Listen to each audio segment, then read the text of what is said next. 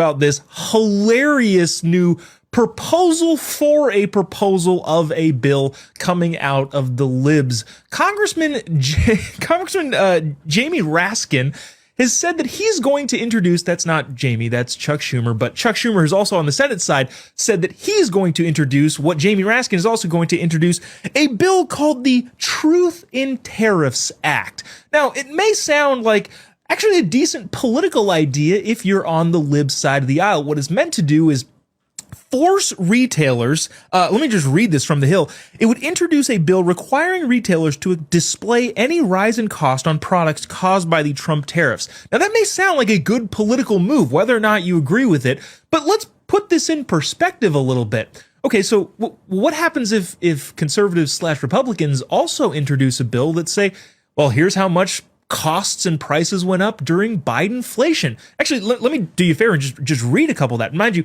the Trump tariffs at this point are 10% flat tax, and let's just see if the Biden inflation costs were any more than that. Grocery prices increased approximately 20% to 21.3% in the Biden term, his entire 4 years in office. Energy prices, gasoline prices rose about 37.8% to 55.5%. Electricity costs raised about 28%. Rent and shelter went up 20%. And I can go on and on and on and on. What I'm trying to say is that this political stunt and political ploy that I'm sure you're going to be hearing a lot about throughout the news media, especially the lib media and the networks, is going to be, well, the Trump tariffs are causing prices to go up. And, maybe they might a little bit. I think it's probably for the betterment of the American people in the long term, which is how we should be thinking.